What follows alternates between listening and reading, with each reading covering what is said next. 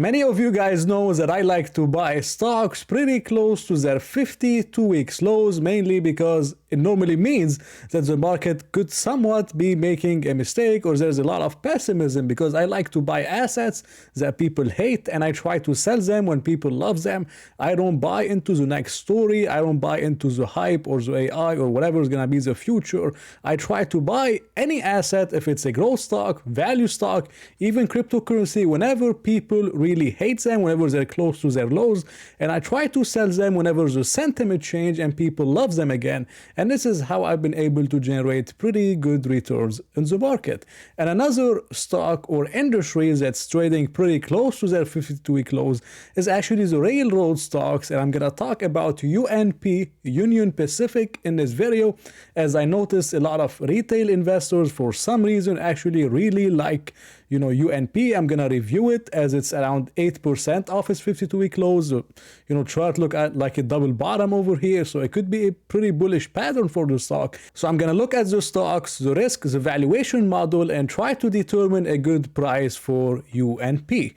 Now, before I start the video, I would like to share something with you that many of you actually don't know. A lot of people, they don't really know and they don't think about UNP this way. But if you noticed lately, after we had the supply chain issues in 2021 and in 2022, we are hearing a lot of things around reshoring, around deglobalization, where production could potentially come back to the United States, is actually coming back to the United States.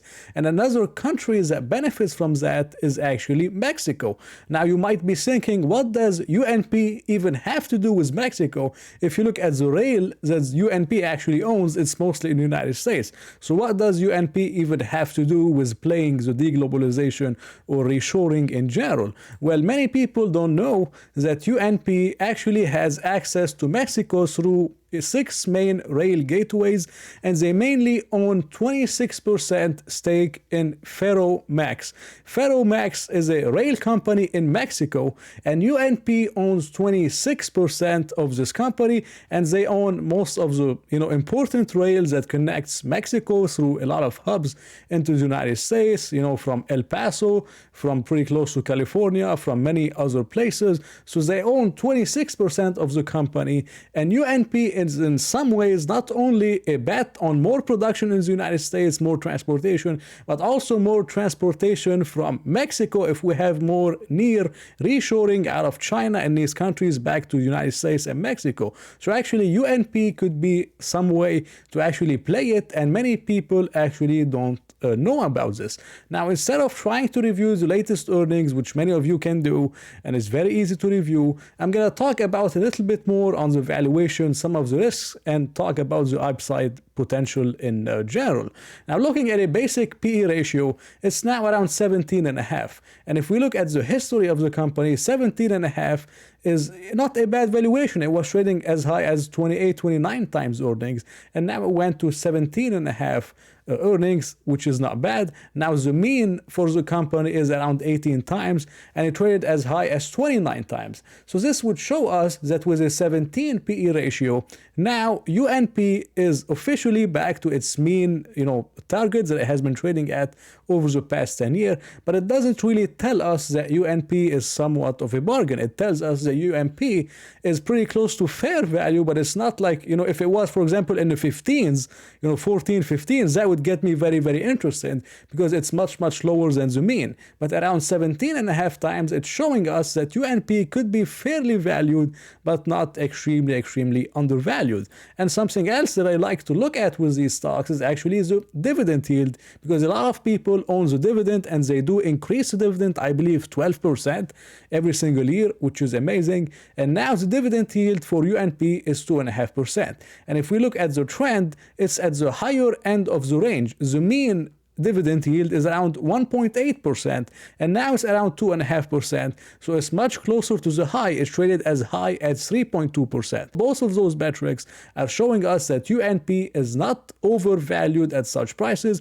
It's more close to fairly valued and undervalued. Now, the main reason, I believe Warren Buffett likes railroads so much, and the reason why UNP has been such an amazing investment is because they return most of their free cash flow to shareholders shareholders. And if you look at the shares outstanding since 2015, they have been coming down steadily, and this is amazing. This is something you want to see from companies. But not only their shares outstanding have been coming down so much, but if you look at the dividends, they have increased it a lot, from $2.20 per share in 2015 up to $5.08 per share in 2022. So you had a mix of increase in dividends, I believe 12% a year, and you also had the company buying back stock. And this is amazing to return value to shareholders through buybacks and dividend. This is something that Warren Buffett likes very, very much, and this is something that I like very, very much if I want to hold a stock for the long term. Now, this is the biggest risk with UNP, and this is why I believe UNP could potentially have more downside ahead. And if we look at the estimates for UNP, and this is mainly in their own guidance, they are expecting pretty much flat revenue growth between 2022 and 2023. So it's around 24.8 billion, so to 25 billion. So it's pretty close to almost flat, and then a reacceleration from 2024 up to 2027. But if we think about it very closely, all right, UNP is exposed to a lot of different areas. Yes, most of them are not cyclical, but fertilizers, which makes around 3%, this is pretty cyclical. Coal and renewables, this is cyclicals. Metal and minerals, 9%, this is cyclicals. I have the 2021.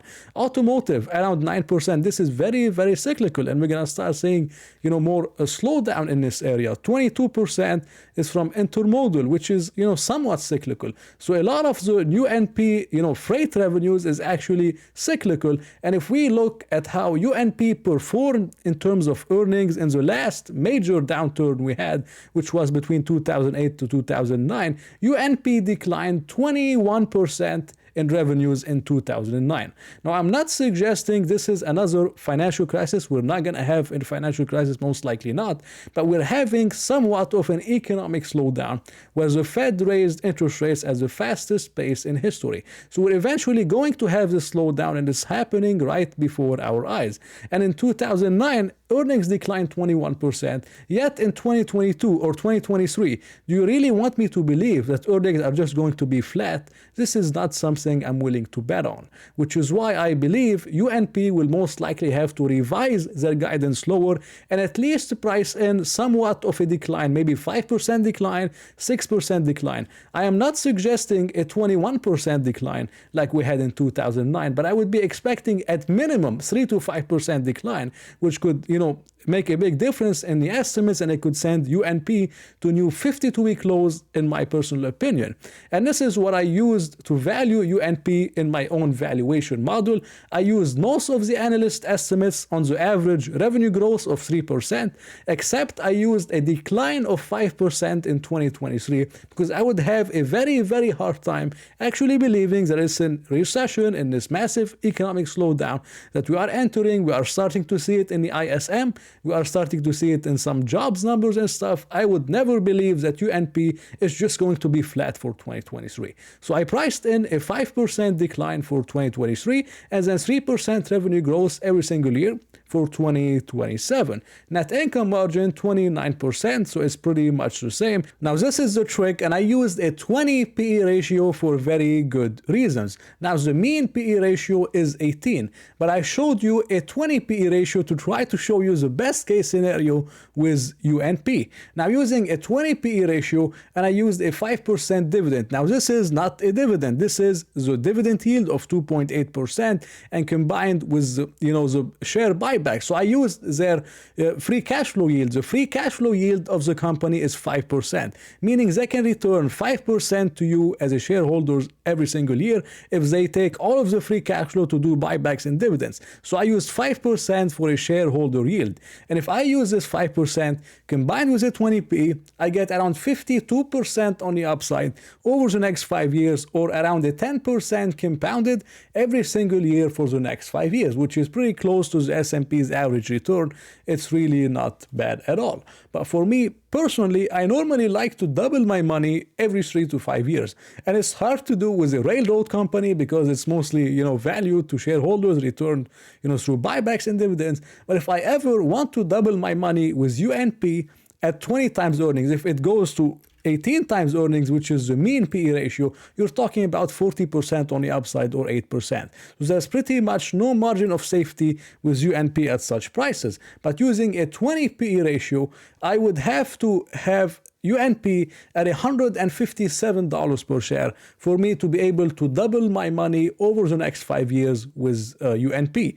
At $157 per share, I'm not sure if this will happen, but that could be, pretty much close to the COVID lows around February or March of 2020, where UNP was free falling around $158 per share. 158, 157 would get me a double in UNP over the next 5 years. This would be a price I would be very, very interested in buying the company. But right now, looking at everything, and I believe I used fair numbers in everything, even if you want to use a flat revenue growth for this one, you could get a 59% on the upside or 11% return every single year, this is what you're looking for. It's not a bad return at all. But for me personally, as I like to double my money every 3 to 5 years, I think UNP is still a little bit expensive at such prices. And I think there are a little bit better opportunities in the market with some of the other companies. So thank you for watching this video. I hope you enjoyed it. If you did, please press the like button and maybe consider subscribing. So I hope to see you in another video.